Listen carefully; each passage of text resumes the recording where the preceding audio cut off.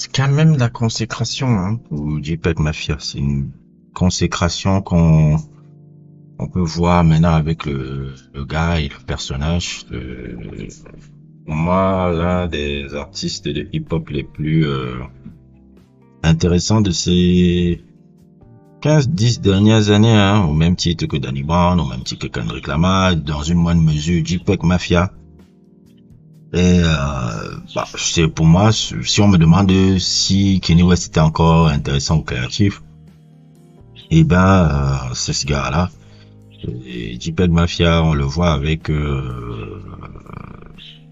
la réussite de sa discographie qui est vraiment une belle discographie, hein, que ce soit Black Ben Carson, que ce soit Vétéran, que ce soit All My Heroes à Cornballs, que ce soit LP, que ce soit Alley dans My Life for You, l'album en commun avec Sking de Danny Brown, King de Rose, dont j'ai fait des sujets. Je pense que j'ai fait deux sujets sur lui. Ça arrête mon troisième déjà. JPEG Mafia révolutionne carrément cette musique-là. Et ce que j'ai vu un peu dernièrement avec Beyoncé qui a rendu hommage mais utilisé un de ses morceaux qui est dans l'album Allez Down My Life for You, qui est la chanson Either on Drugs, je crois c'est Either on Off or Off Drugs là, ce son là que Beyoncé a utilisé pour le début de sa tournée. Donc à quel point maintenant le gars est reconnu un peu dans l'industrie et ça c'est une très très belle chose. C'est quelqu'un je adore qu'on reconnaît un peu des artistes qui challenge vraiment musicalement un peu les choses et je suis tellement content de voir ça parce que c'est un des artistes qu'à la fin de la journée certains diraient un peu dans 10 ans 20 ans un peu il sera un peu ce que MF Doom a été à son époque ou ce que des gars un peu comme Kanye West ont été à une certaine époque, puisque je dirais ça, il est en train de marquer et d'impacter un peu musicalement aussi les choses un peu ces temps-ci. Et là dernièrement je me suis vu qu'il a fait encore une nouvelle sortie avec l'artiste producteur Flume qui est aussi un super artiste d'électronique un peu que j'aime beaucoup, qui a un peu ce son là qu'il a pionnier, un peu ce qu'on appelle la future bass, un peu c'est un peu ce type d'électronique dance un peu qu'il a produit dans les années 2010. Il y a des albums que j'aime beaucoup de lui parce que j'en ai pas suivi beaucoup. Il y avait le premier Flume que j'aimais, mais surtout le deuxième là, Skin, j'avais suivi, qui était vraiment magnifique. Et dans cette mesure-là, voir qu'il collabore avec JPEG Mafia dans ce EP de 4 titres qui s'appelle We Live in a Society, qui est un EP qui s'écoute vraiment facilement, mais qui est incroyable, qui est très, je dirais pas forcément avant-gardiste, mais une très belle fusion entre la musique électronique et le hip-hop. C'est un album un EP qui est très facile d'écoute, très agréable, toujours dans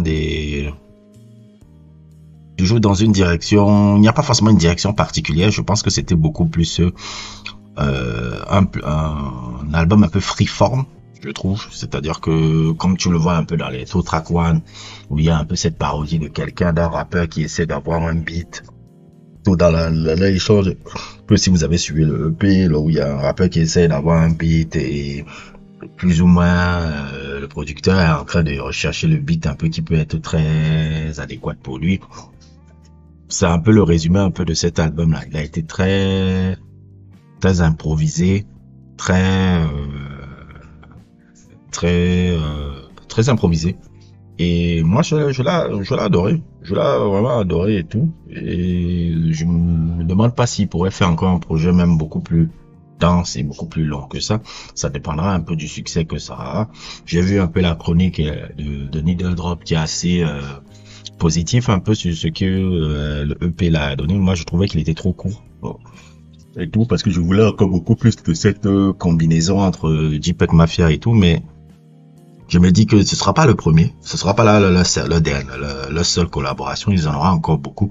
Déjà que lui en ce moment il est déjà en train de préparer la suite ce que je considère déjà comme un classique déjà de Scaring the Oz. Si vous n'avez pas vu mon sujet sur Scaring the Oz et tout, je me demande même pas si je dois le refaire parce que mon audio à l'époque n'était pas top, n'était pas top et tout. Je sais pas si je vais le refaire, mais vous n'avez pas vu mon sujet sur Scaring the Oz,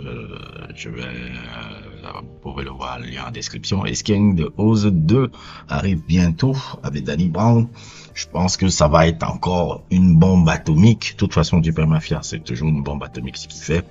C'est quand même agréable de voir ce type de noir là avoir le succès. Reconnu maintenant même dans les trucs de mainstream. Franchement, je me suis voir que Beyoncé suive Super Mafia, c'est hallucinant pour moi. Ça, ça fait partie du truc. Et en plus, même un peu dans sa tournée, pour faire une parenthèse, elle a même mis Dead Grips, hein, mais c'est vrai que bon, il y a de cela 10 ans, elle avait une photo avec Robert Pattinson et les mecs de Dead Grips souvent, là. Donc, je me dis que bon, elle est quand même au courant un peu de qui sont ces gens-là. Et c'est une bonne consécration un peu sur JPEG Mafia et je vous recommande ce EP, un EP qui se laisse écouter facilement, qui n'est pas forcément très très long et qui est un truc et pour les adeptes un peu de ce hip-hop expérimental ou de musique expérimentale où les choses ne sont pas forcément conventionnelles comme moi. Je vous recommande fabuleusement ce EP. Bref, n'hésitez pas à liker, n'hésitez pas à vous abonner et à plus pour d'autres aventures.